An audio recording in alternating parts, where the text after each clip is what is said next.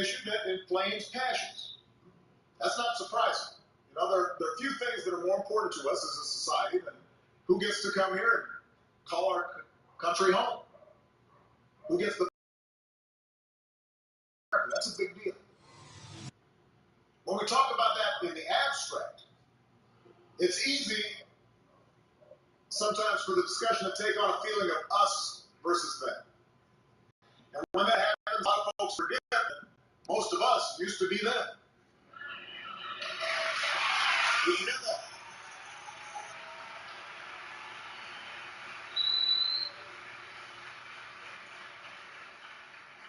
And it's really important for us to remember our history. Unless you're one of the first Americans, a Native American, you came from someplace else. Somebody brought you.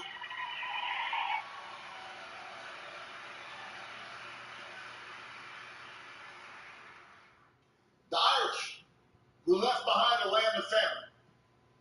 The Germans, who fled persecution.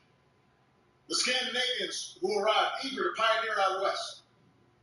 The Polish, the Russians, the Italians, the Chinese, the Japanese, the West Indians, the huddled masses who came through Ellis Island on one coast and Angel Island on the other. Well,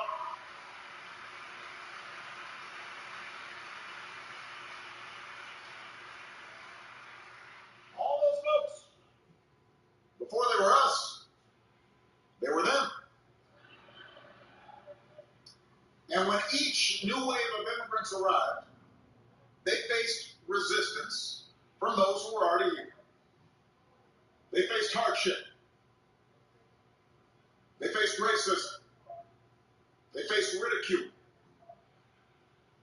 But over time, as they went about their daily lives, as they earned a living, as they raised a family, as they built a community, as their kids went to school here, they did their part to build the nation. They were the Einsteins and the Carnegies, but they were also the millions of women and men whose names history may not remember, but whose actions helped make us who we are, who built this country, hand by hand, brick by brick.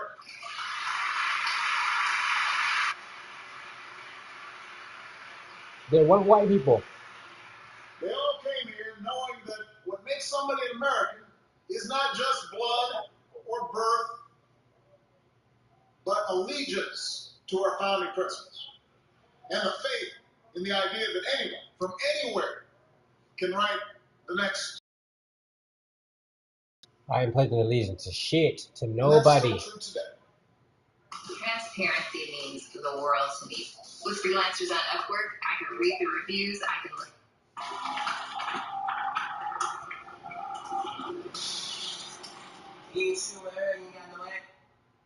Immigration's always been an issue that inflames passions. That's not surprising. There are few things that are more important to us as a society than who gets to come here and call our country home. Who gets the privilege of becoming a citizen of the United States of America. That's a big deal. When we talk about that in the abstract, it's easy sometimes for the discussion to take on a feeling of us versus them. And when that happens, a lot of folks forget that most of us used to be them. We forget that.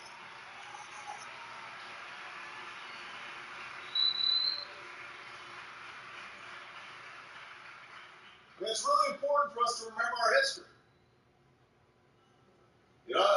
Unless you're one of the first Americans, a Native American, you came from someplace else. Somebody brought you.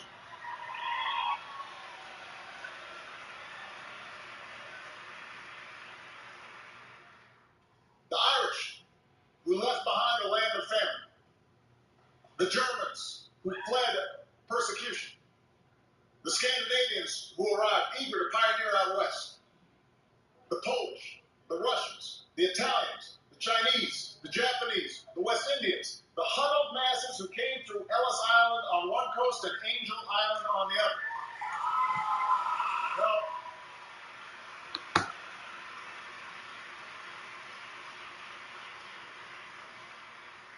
all those folks, before they were us, they were them. And when each new wave of immigrants arrived, they faced resistance from those who were already here. They faced hardship. They faced racism. They faced ridicule. But over time, as they went about their daily lives, as they earned a living, as they raised a family, as they built a community, as their kids went to school here, they did their part to build a nation. They were the Einsteins and the Carnegies, but they were also the millions of women and men whose names history may not remember, but whose actions helped make us who we are, who built this country hand by hand, brick by brick.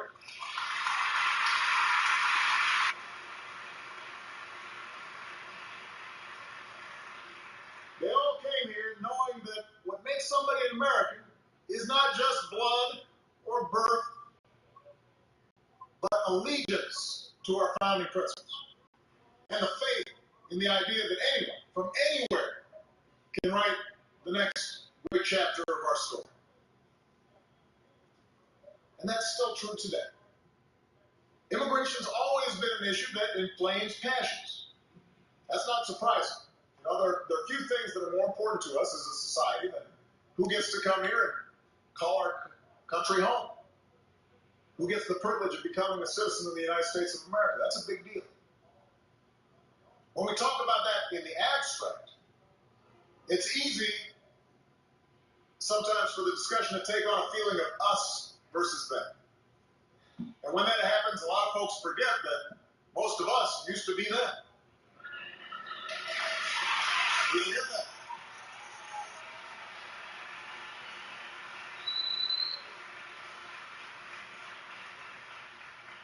I mean, it's really important for us to remember our history.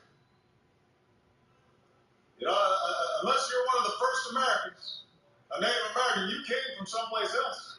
Somebody brought you.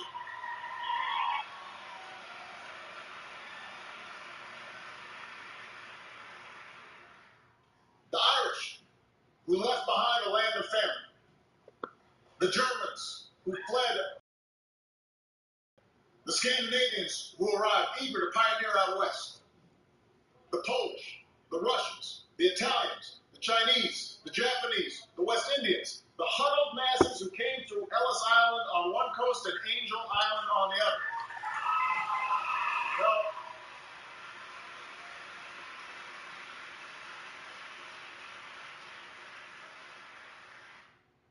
Well, oh, but we're not done. We are just getting started. This is a picture depicting and showing you who, Musha or Moses, and what color is he? And wow, look at his hair. Hair like wool. Watch this before drinking plant-based milks. Oat milk latte. Protein and oats, almost exempt. This is brilliant about the text. So this is when it was composed, okay, during the time of 630. Likely not. Africa has perhaps hundreds of millions of people with this identity right now, of being from the people of Israel.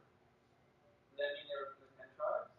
Likely not. We were taught by the historians and within our own traditions that when the Romans conquered Judea, 200 years after the tribes of Israel went into exile, perhaps millions of Judeans were sold into slavery.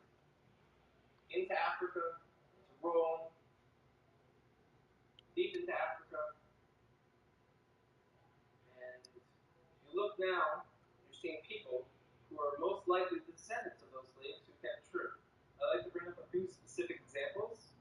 They're going to be game changers. One of them wrote letters to Israel when it became a state.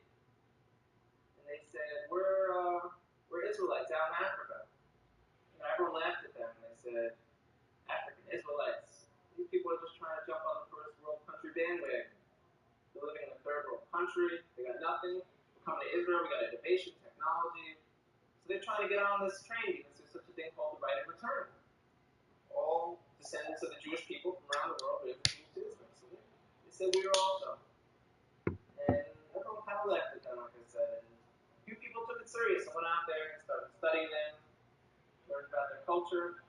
And a professor from Duke University went out there and did DNA testing on them. And they showed not only did they share Semitic genes from people who were in Yemen and back to the Middle East, these gentlemen, a large percent of them, had the Y chromosome to be Kohanim, to be priests. Now, if anyone doesn't know, a priest is a specific family clan of the nation of Israel, who come from Aaron, the brother of Moses, who was the first priest. And anyone descended from Aaron has the status title priest. And we found that these men in this village in South Africa called Lemba, L-E-M-B-A, carry this genetic marker to let us know that they share the same as from the Sephardic and the Ashkenaz and the population of people in Israel today. They share the same exact DNA marker. Mind blowing. So everyone kind of got humbled a little bit, who laughed at them and said, now what? Now what do we do about this? It's going to have tremendous implications. Another area in Africa you have something big happening is in Nigeria. You have the Igbo people, or Igbo, pronounced either way. There's 40 million of them, also Christians. Like I spoke about before, how that can happen to the children of Israel very easily. But also a lot of them are now coming out and converting back or adopting the rules of the Torah without all the paganism that they've been practicing for hundreds of years. There's been books written about it from scholars in Nigeria, from scholars from the Jewish people. And where it gets interesting is, in America, there was a slave trade. And a lot of the slaves, a very high percentage of them, came from Western Nigerian groups. And in America today, you see a very large movement of African Americans who say that they're the real chosen people, that they're the children of Israel, they're the Judeans. So what are they just trying to create an identity for themselves because they were slaves, or is there really something here? And the answer is, most likely there is something there. And most likely, maybe that they were the original Israelites, and maybe that the Jewish people today, who are white, Caucasian people, came in a little bit later on. We know that some of the greatest sages of the transmission of the Torah were converts from Rome. You have a man named Onkelos, who wrote a commentary on the Torah, unprecedented, that we still learn today. He was a convert. Some of the largest pillars on the transmission today were Roman converts. So here we are, I'm speaking, we're Caucasian Jewish people, and now you have people in Africa saying that they're the real people of Israel. It can't be ruled out at all. We know they were sold into slavery. We know now that they're fulfilling prophecies by saying, we're coming back, we want to rejoin the nation. Because I know people are waiting for this information, so I'm going to give this to them. Hundreds of millions. Black Friday deals. Get up to 33% off your new Stone-Glass watch with this year's biggest discount. People with this identity right now of being from the people of Israel. Does that mean they were from the 10 tribes? Likely not. We were taught by the historians and within our own traditions that when the Romans conquered Judea, a few hundred years, perhaps millions of Judeans were sold into slavery. Into Africa, into Rome, deep into Africa. And if you look now, you're seeing people who are most likely the descendants of those slaves who kept true. I like to bring up a few specific examples, because they're going to be game changers. One of them wrote letters to Israel when it became a state. And they said, we're Israelites out in Africa. And everyone laughed at them, and they said, African Israelites, these people are just trying to jump on the first world country bandwagon. They're living in a third world country, they got nothing. We're coming to Israel, we got innovation, technology. So they're trying to get on this train because there's such a thing called the right of return. All descendants of the Jewish people from around the world were able to move to Israel. So they said, we are also. And everyone kind of laughed at them, like I said. And a few people took it serious and went out there and started studying them, learned about their culture. And a professor from Duke University went out there and did DNA testing on them. And they showed not only did they share Semitic genes from people who were in Yemen, back to the Middle East. These gentlemen, a large percent of them, have the Y chromosome to be Kohanim, to be priests. Now, if anyone who doesn't know, a priest is a specific family clan of the nation of Israel who come from Aaron, the brother of Moses, who was the first priest. And anyone descended from Aaron has the status title priest. And we found that these men in this village in South Africa called Lemba, L-E-M-B-A, carry this genetic marker to let us know that they share the same as from the Sephardic and the Ashkenaz and the population of people in Israel today. They share the same exact DNA marker. Mind blowing. So everyone kind of got humbled a little bit, who laughed at them and said, now what? Now what do we do about this? This could have tremendous implications. Another area in Africa you have something big happening is in Nigeria. You have the Igbo people, or Igbo, pronounced either way. There's 40 million of them, also Christians. Like I spoke about before, how that could happen for the children of Israel very easily. But also a lot of them are now coming out and converting back or adopting the rules of the Torah without all the paganism that they've been practicing for hundreds of years. There's been books written about it from scholars in Nigeria, from scholars from the Jewish people. And where it gets interesting is, in America, there was a slave trade. And a lot of the slaves, a very high percentage of them, came from Western Nigerian ports. And in America today, you see a very large movement of African Americans who say that they're the real chosen people, that they're the children of Israel, they're the Judeans. So what are they just trying to create an identity for themselves because they were slaves, or is there really something here? And the answer is, most likely there is something there. And most likely, maybe that they were the original Israelites, and maybe that the Jewish people today, who are white, Caucasian people, came in a little bit later on. We know that some of the greatest sages of the transmission of the Torah were converts from Rome.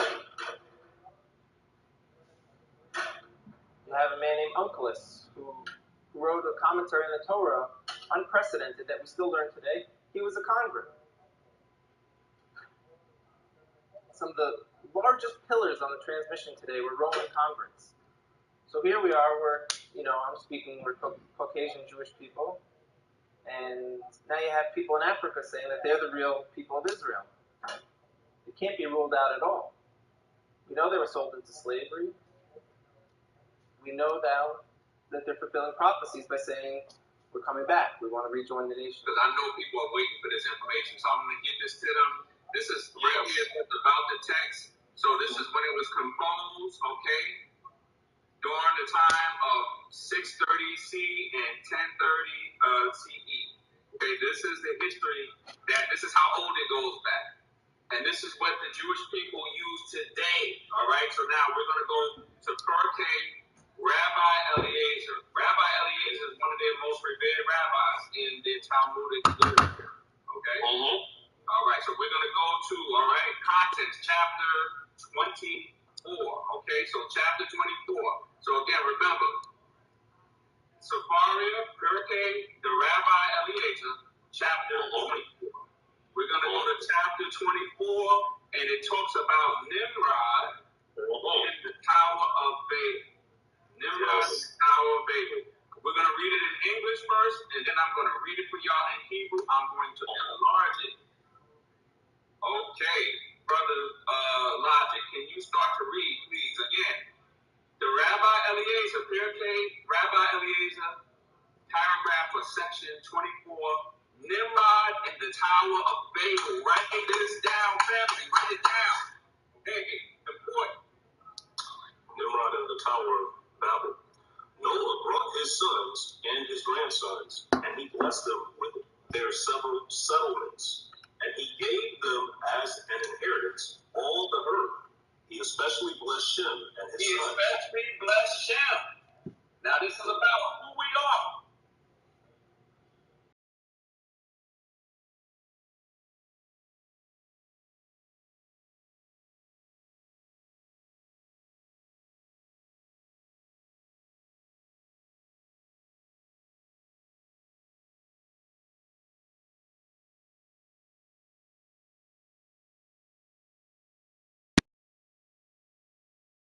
with all the work you did and all the videos you made, you can't be simply defeated within a few minutes of one video.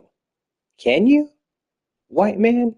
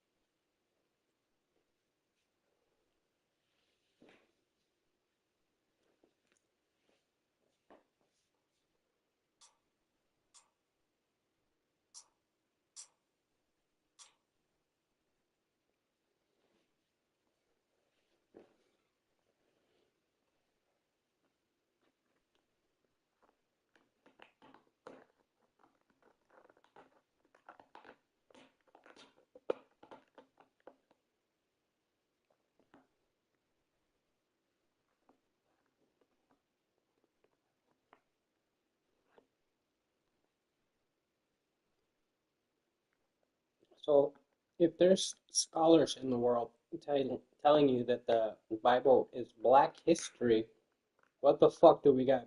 What the fuck we got doing a white man, Kurimeo, trying to preach to black people about Black history?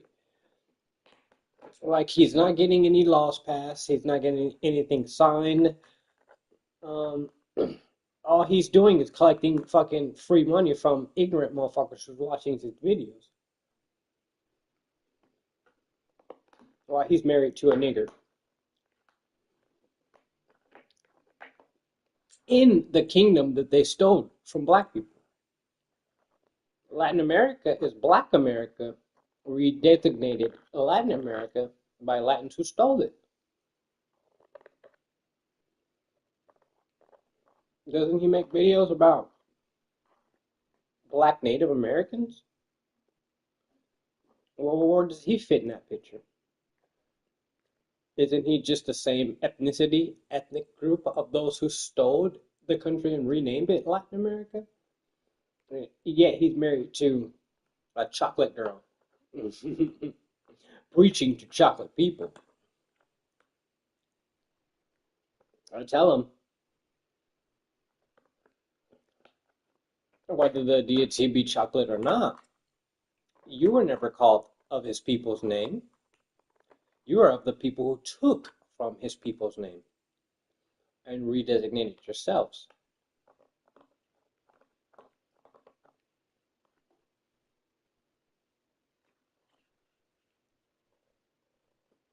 Why is it when I get in an argument in public with a Latin person and I start bringing up Aztec Inca Maya truths from their own libraries, so they just go completely silent and walk away? They don't even put up an argument anymore.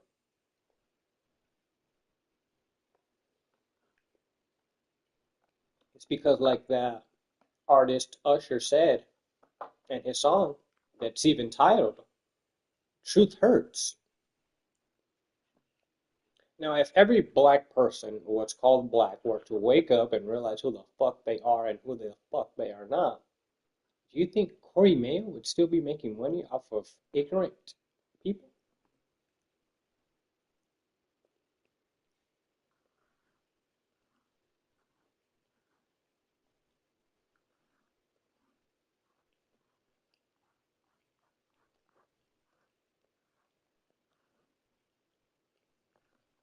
I've sent them money before.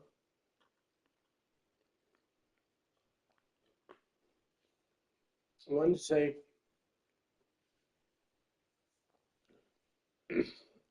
I'm proud to see someone who stole the country is now teaching the country, or attempting to.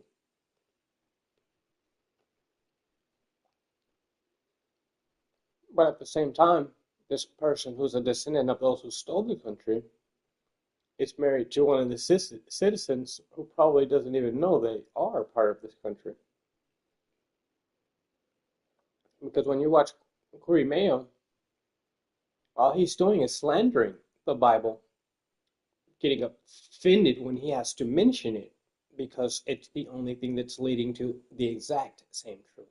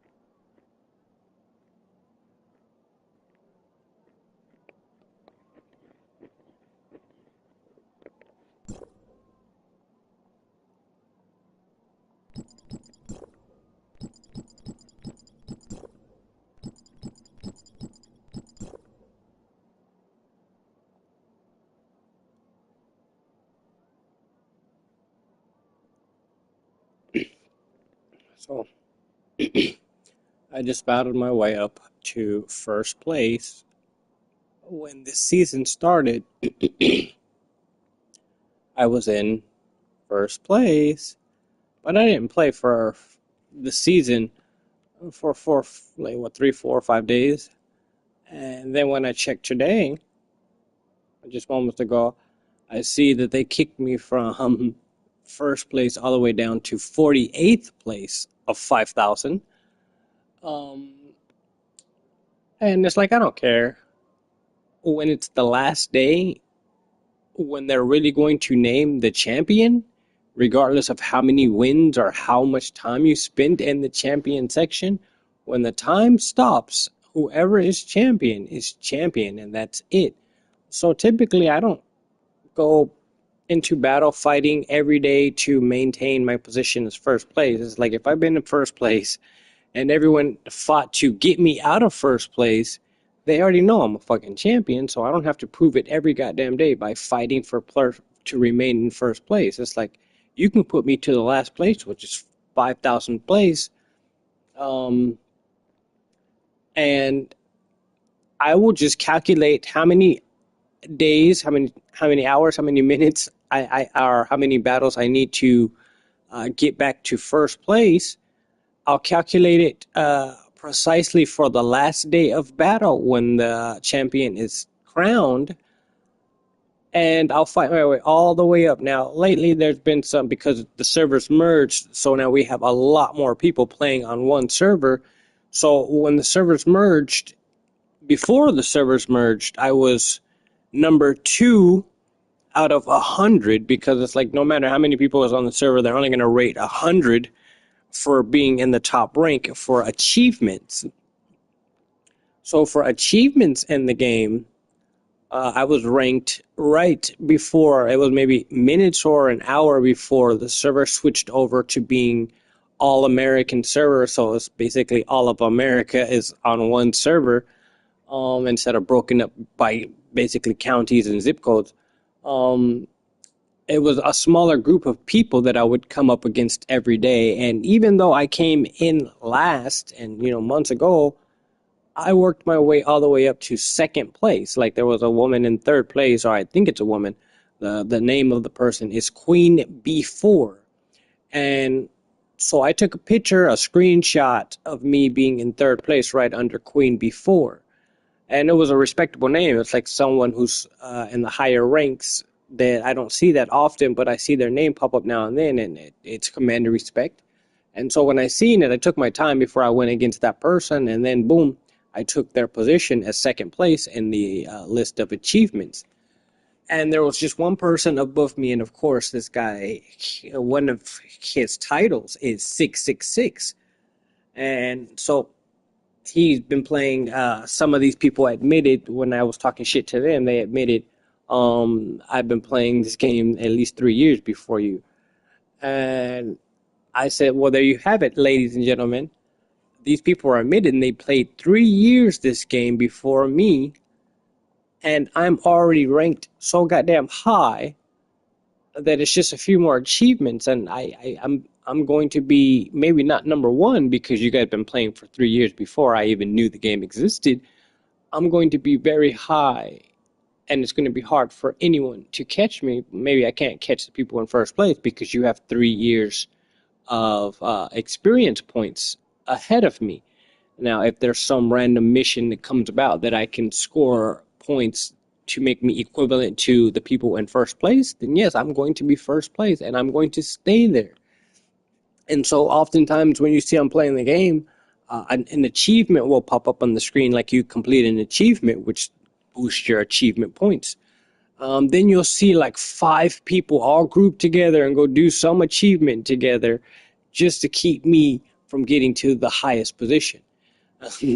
And so it's like, if you have 3 years of experience in the game before me and I'm catching up to you and you're noticing to where you have to go get a team of other players who've been playing 3 years longer than I have to group together to go win some achievements just so you can maintain your position on top of me, that kind of says you suck, because you needed to take a team to go and get an achievement where I've done everything on my own. It's like, yeah, there's specific missions in any online multiplayer game that you have to complete this mission or that mission with another teammate, whether you're a friend or not. I don't fucking care. It's just they have to join your team or you have to join their team, kick this person's ass, and you got the achievement.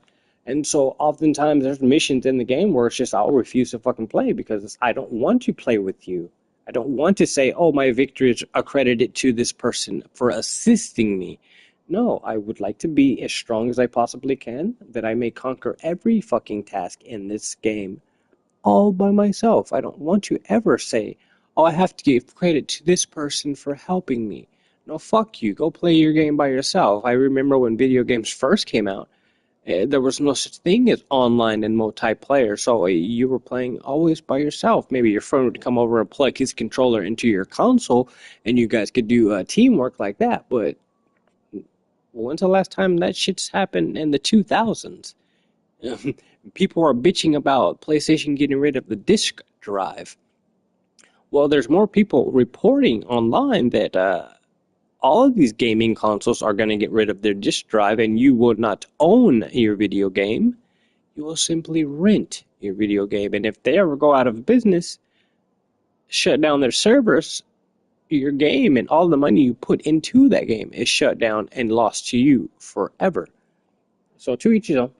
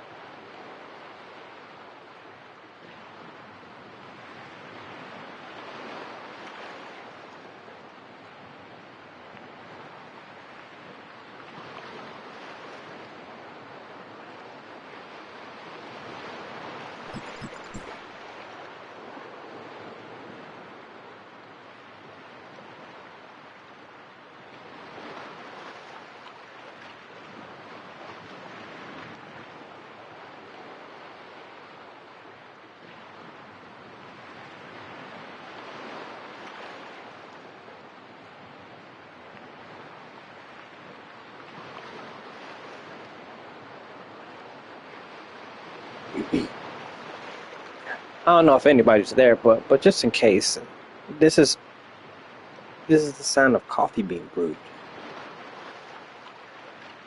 Right when I walk over here, stop.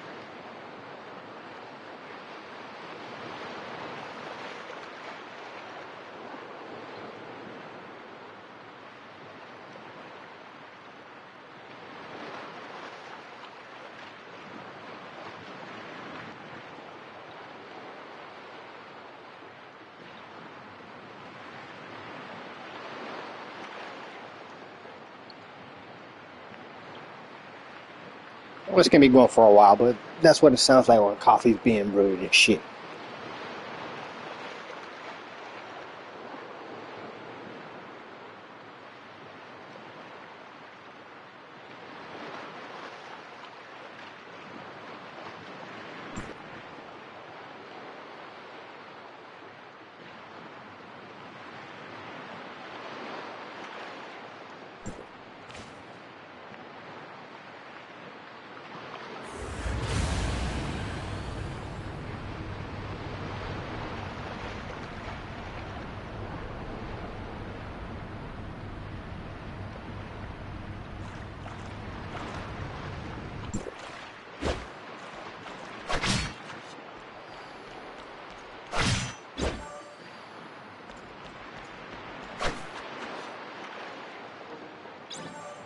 See, my world is different, like the Wayne way. And if you want double, bitch, I want the same thing.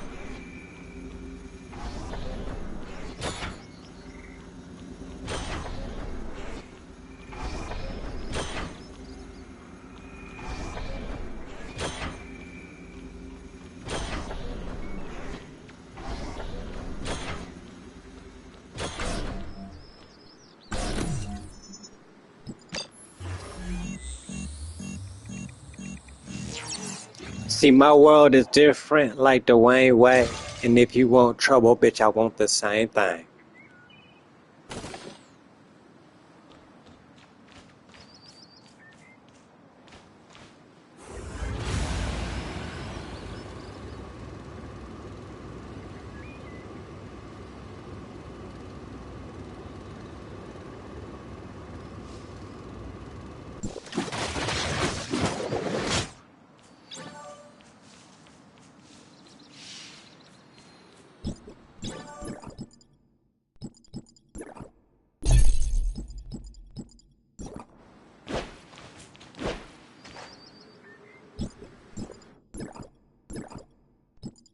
Huh? Time for work already? I can barely keep my eyes open. I need a coffee to wake up. Do you need me? I mean, if you do, it must be serious. Do you need me? I mean, if you do, it must be... You can't do anything without me. You can't do anything without me. Do you have the money? Do you have the money? Need my help? Need my help?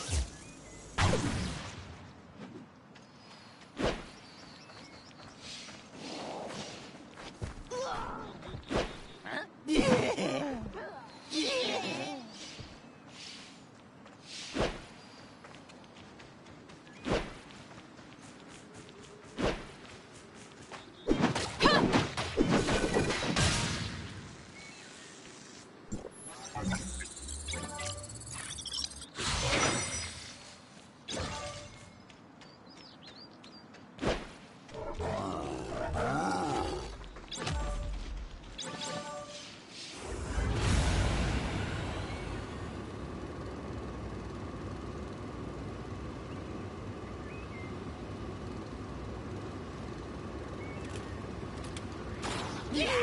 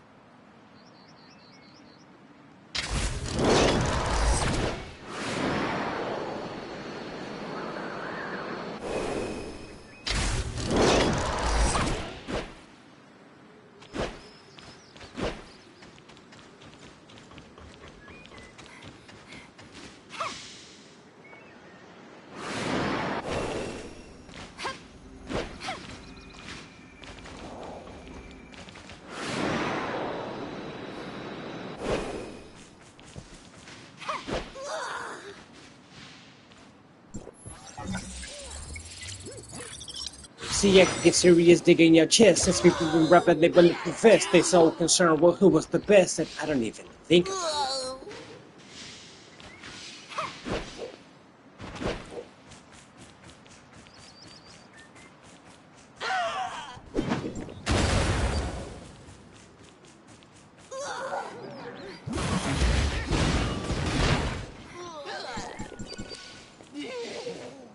And put my publishers on it, so y'all motherfuckers go sing about it and then read about it. Busy doing solo, man. How's it?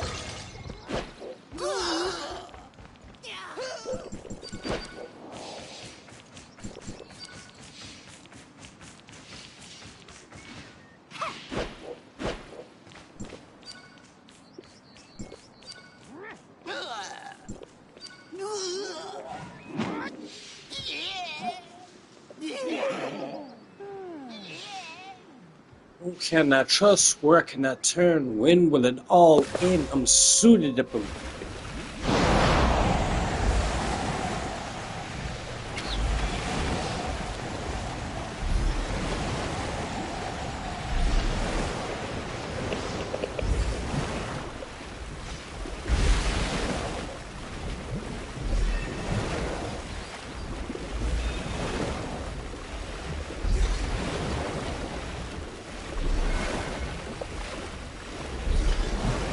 Lions and tigers and bears. Oh motherfucking mine. Tengo frío y shit.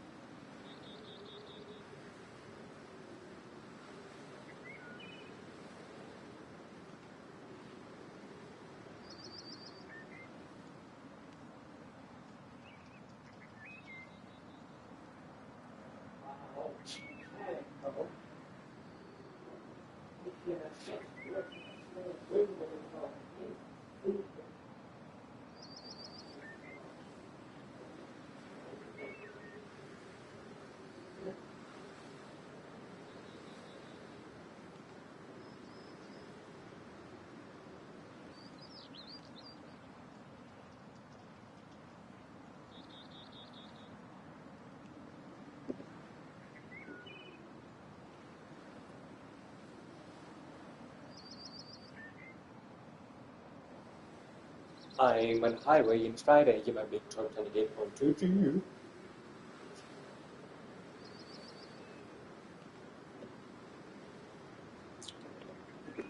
Now some good Java, some good motherfucking cafe and shit like that.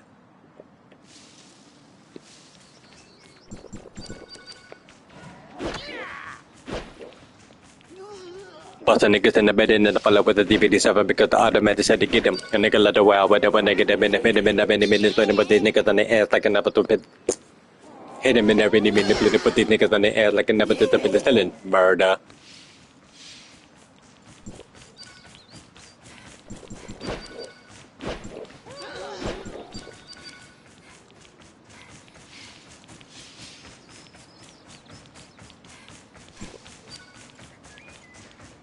Who can I trust? Where can I turn? When will it all end? I'm suited.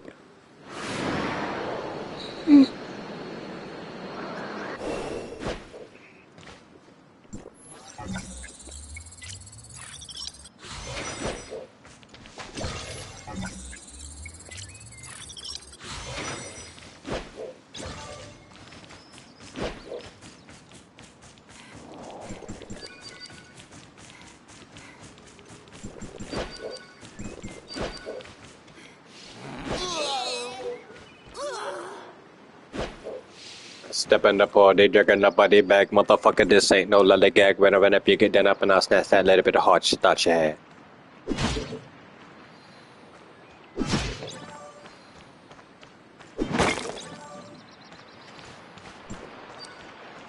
Bien salo.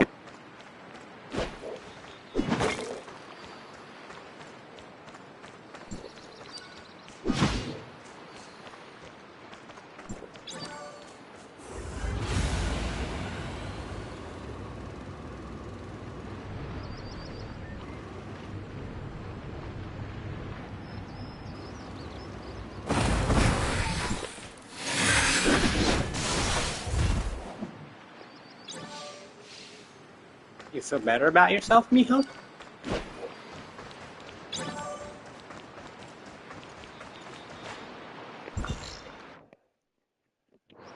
Looking for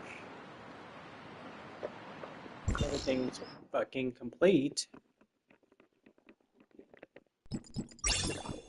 100% complete. 100% complete.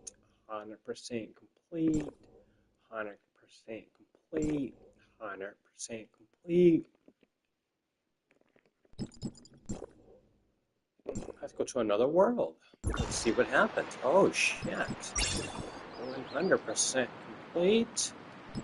In the gray space, 100% complete. In the twilight zone, 100% complete. The second portion of the twilight, 100%. Third portion of the twilight, 100%. The gray space, 100%. Gray space, 100%. Gray space, 100%. Oh shit. That must have been conquered in this game or some shit. The Grand Sea is 100%. 100%. 100%. 100%. 100%. Oh shit, I must have been playing this game at least once or twice. Motherfucker says 100%. Motherfucker says 100%.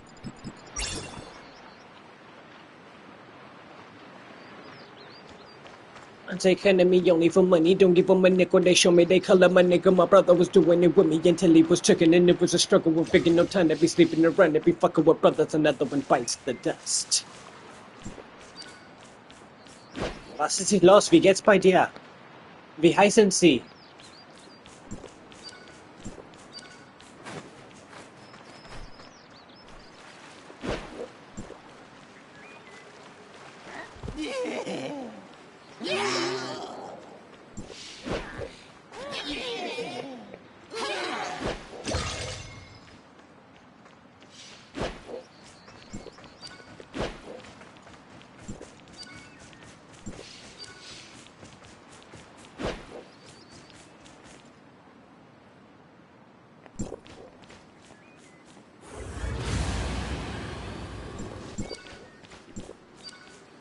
Can I trust? Where can I turn? When will it all end?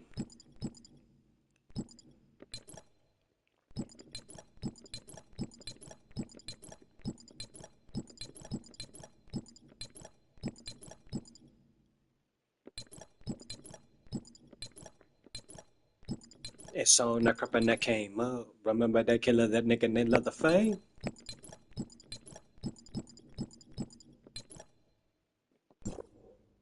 That it is.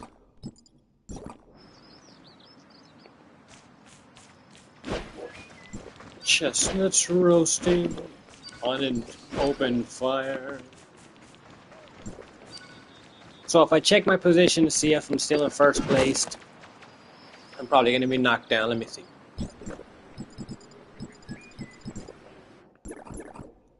Third place, see? Motherfuckers put me third place. But if you notice, I have no warriors in my warrior positions for offense or defense. I'm opening and sending out an open invitation for whoever the hell would like to defeat me while my back is turned. Please do, because on my way back to the top, lots of currency. Let me see if I can whoop these guys' ass real quick. I think these motherfuckers is gangsters, but still, I gotta give it a shot. Just to see if I'm hood, you know what I'm saying? See if I'm motherfucking gangster.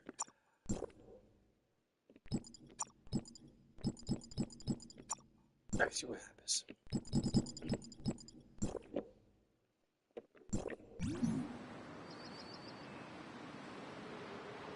She got those two big ass beasts, and they're attackers.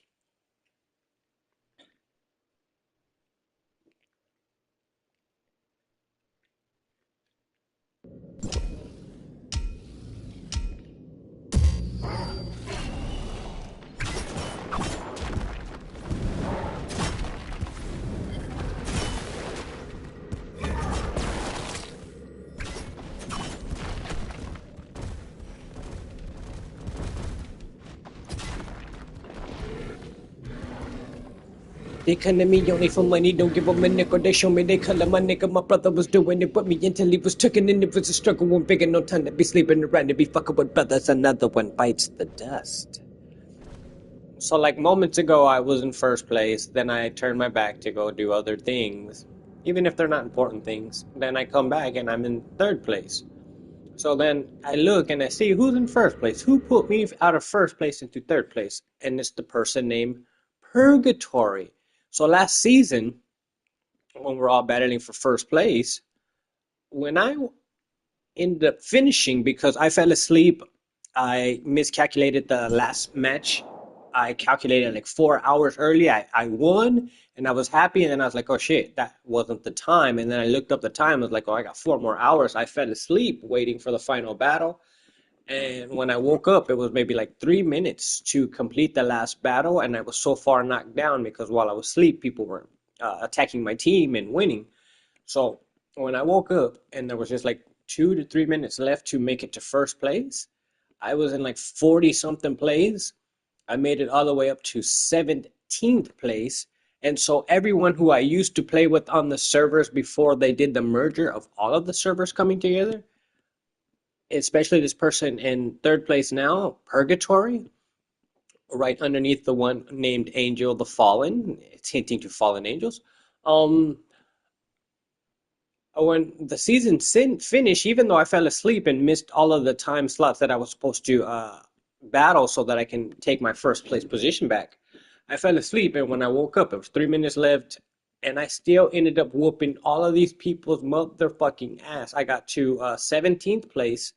We're in a new server where everyone in America is in the same server, so everyone who I used to play with in the singular server that's just basically, the West Coast, I was above all of them. Even though I fell asleep and came in with 2 minutes left in the battle, I was able to whoop enough people's ass to get to 17th place. And right when I finished winning 17th place, the next marker was on 9th place. So I was going to be in that top 10, but I still didn't have enough time to make it all the way to first place. So when I finished, I was in 17th with my eyes on 9th place because you can skip a few levels ahead of you. So I was going to jump up to 9th place, win that person, and then from 9th place, I would have been able to skip down to 2nd place, and then from 2nd place, I would have taken first place. But because I woke up so late, I didn't have the time to do all of that. I got 17th place, and when I looked for all of the people who I used to play with in the West Coast server alone, without all of America, I saw that I was on top of all of them. So everyone right now, for the next few days, for what is it, like 2 weeks, no, like 3 weeks, 3.5 weeks or something like that. You're gonna see a lot of different random names being first place day after day after day. But for me, like I like to say, I'll let you knock me all the way down to 100, 1,000 plays. But when I feel like coming back to war, I'm going to be in first place, no fucking question asked. The person in 7th place, Hiragana, that person was in first place the last time that I went for it. I threw that fucker right out of that position, even though he's one of the highest rated battlers. Like his team has a 100,534, something like that. Some other people was like 102,000. And so, oh yeah, so technically she's stronger than him because 105 I mean, 100,000, 500,500. It's lower than 102,400. And the one who's in second place is 100,001. My team, I always keep them in like the 90s. It's like I don't need to get them way in the fuck up there because you can have someone coming from level 2 in their battle position being a very weak character as far as HP, but very aggressive and vicious in his manners of fighting. And so sometimes you might have the weakest, lowest level character, but that motherfucker, you put him up against the right opponent and they will destroy them. Like, I don't care if your opponent is like a level 10. If you mismatch them, the opposite opponent will destroy your team, even if they're super strong. And so I don't really worry about getting them super strong. It's just like you match them with the right personnel, you're always going to win, regardless of their super strength.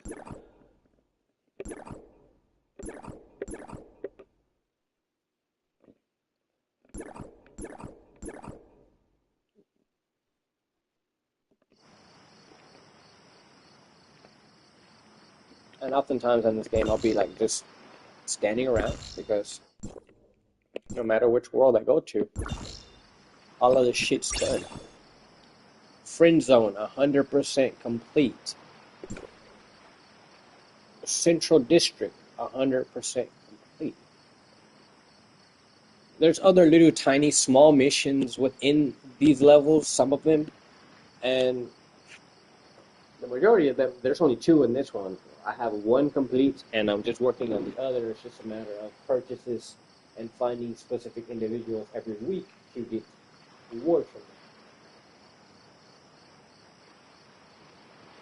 So it's like, there's really nothing more for me to do other than earn currency for when the next update comes out. It should be like, what, 2.5 weeks? I'm not sure if it's going to be version 5 or if it's going to be 4.45 or 4.4.5, but it's going to be like a half update. They're going to bring 1 new character and I think a bunch of gotcha prime outfits and stuff like that.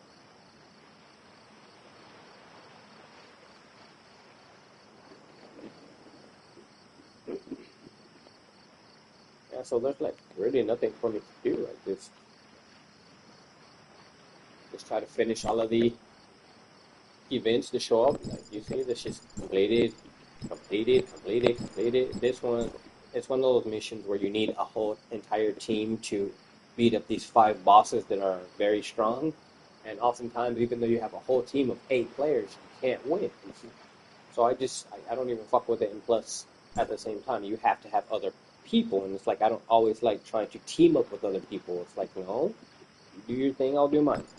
I completed one of these, but the other one is a higher level, so you probably require teammates. And it's like, nah, I'll leave it alone. I got the rewards anyway, even though I left out 1 mission for each different segment. There was more than enough mission points to complete the overall mission. And the majority of this shit right here, I have it all. There's certain icons in there that I will not do the work to earn because they simply remind me of Illuminati.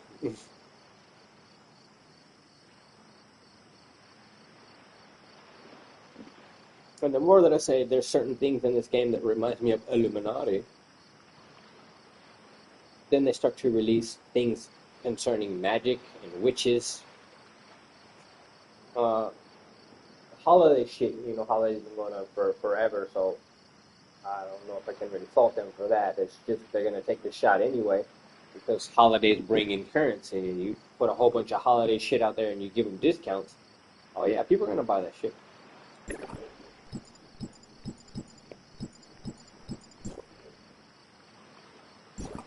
And it's pretty horrible. I just went to the physical store, PlayStation store, and I bought a lot of in-game currency so I can always pay for my upgrades when it's time to upgrade. It's like you've been working forever trying to get the parts for an upgrade. Now you finally have all of the parts to put together your upgrade, but you don't have the money to pay the personnel to do the work to put your upgrade together. So I just bought a lot of money from the PlayStation Store, so I can always have money. Not the most advanced and expensive type of money in the game. I bought the shit you go beat somebody up and get $1 for doing. I bought a lot of that type of money, which is free to find. It's just I wanted a shitload of it instant. So that's why I bought money. But after doing like 4 or 5 updates, I'm almost broke already. And one of the new characters that was released in the game, the new male that was released in the game, I got that character. It's just, I don't really like to use characters until they're to a stronger level of strength. And so until I get this person strong enough, because he's only at level 830, I would like them at least to 1300, 1400, before I really start taking them on lots of missions. And the only reason I got him, it's not because it's a male. I'd rather have female characters because, you know, I get to lick that ass out of him. But the only reason I got him is because he's a sword, and then fashioned in the style of samurais, and not just any type of samurai. It's a specific class of samurai. And the sword is black and red, symbolic of a specific type of people who they claim has gone extinct. The sword as well is of fire, the fire element. So if I run into Frosty the Snowman, I can cut his ass down with no problem.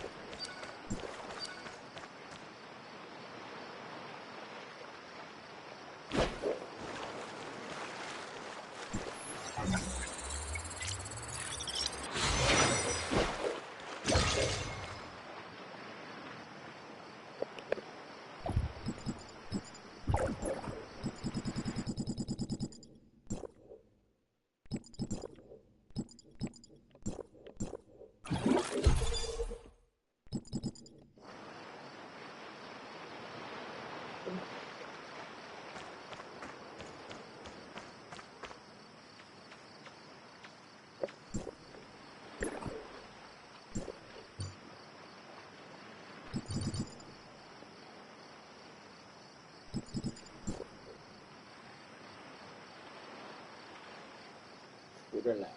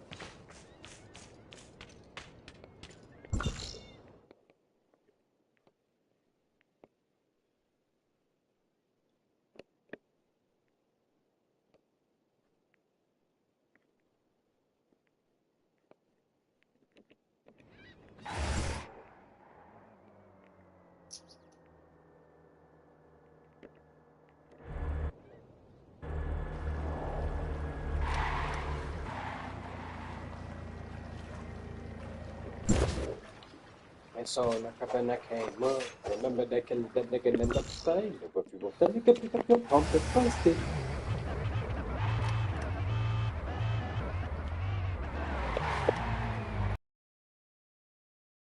The nigga no shows up, no with me, no way, no how, foul.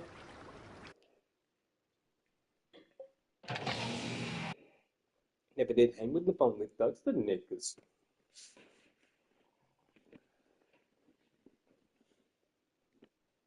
It's on the carpet that came up. Remember that killer, the nigga in the fade. Never you with the nigga pick up your pump and bust it. What the fuck? Oh. I showed her electronics or laboratory.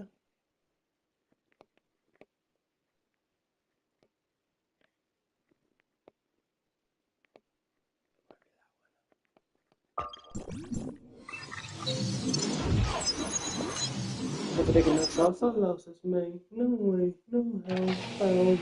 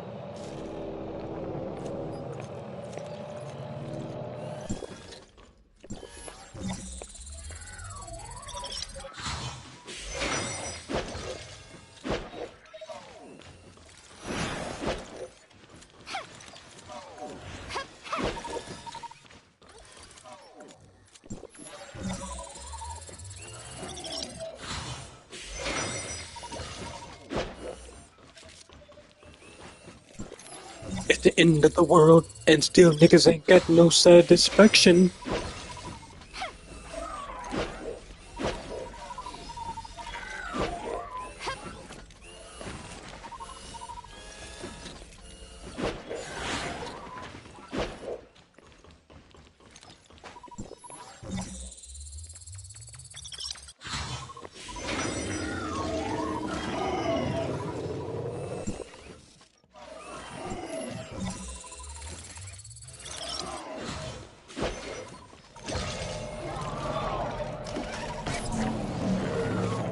Quieta.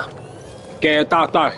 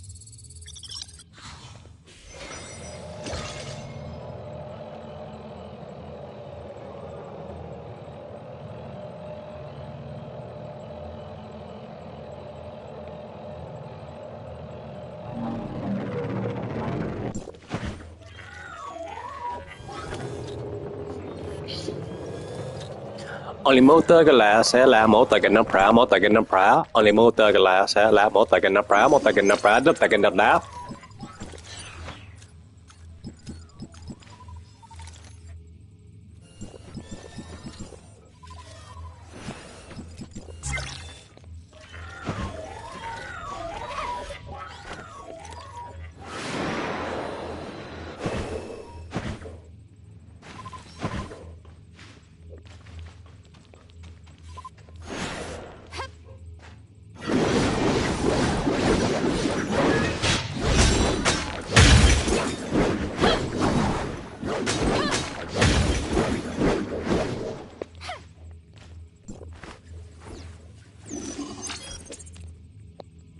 Wo ist meine Scheiße?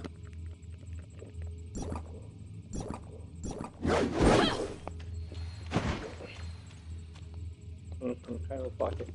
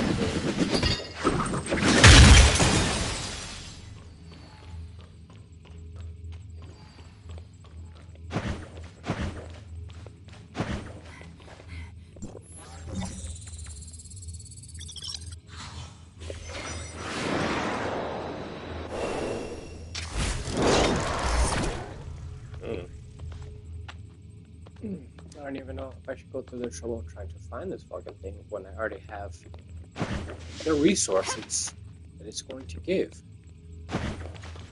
through another means.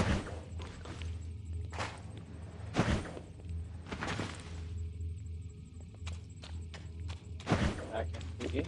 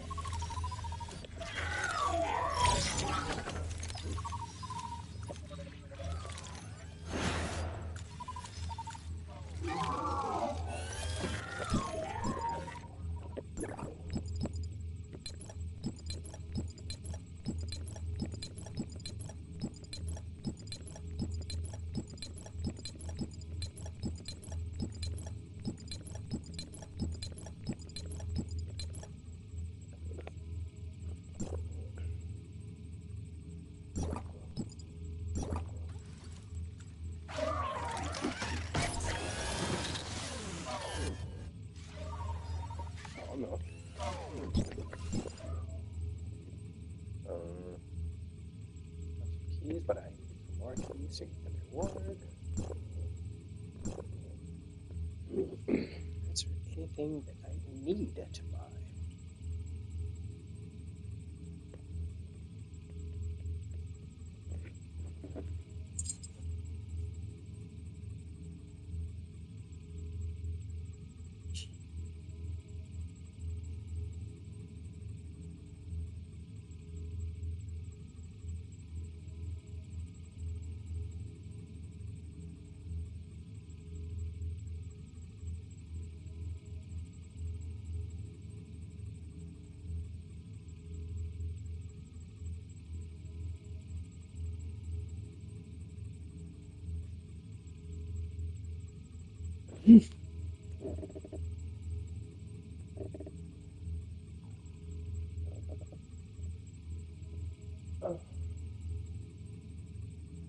So either there's going to be a minor update in the afternoon, or it's all going to come on the 25th when they get rid of some characters and bring in some new shit.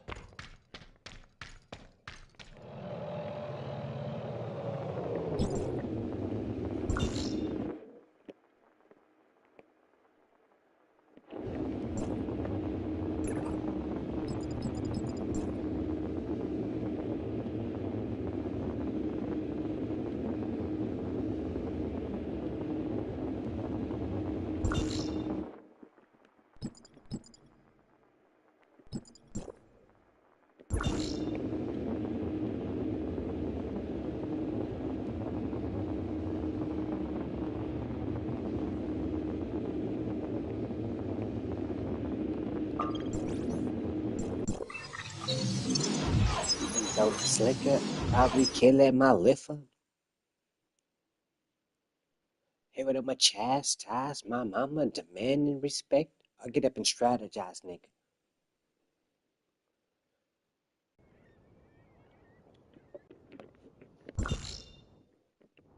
I'm gonna let your nuts hang often. Matter of fact, I'm gonna let mine. I'm gonna let your nuts hang always. Matter of fact, I'm gonna do mine all day. I don't sniff. Yo, I like to. I don't sniff coke. I like to make money. Put the fiends in the room. Who's hungry?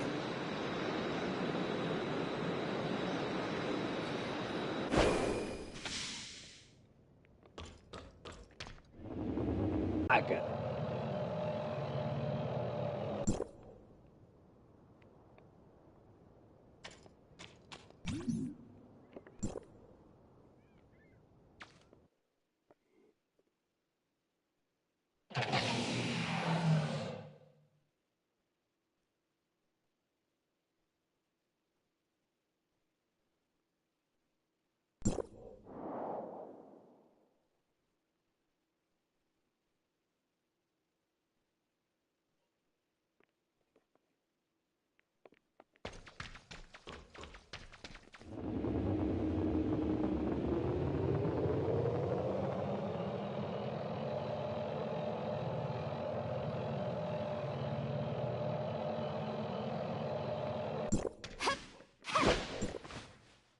Aye.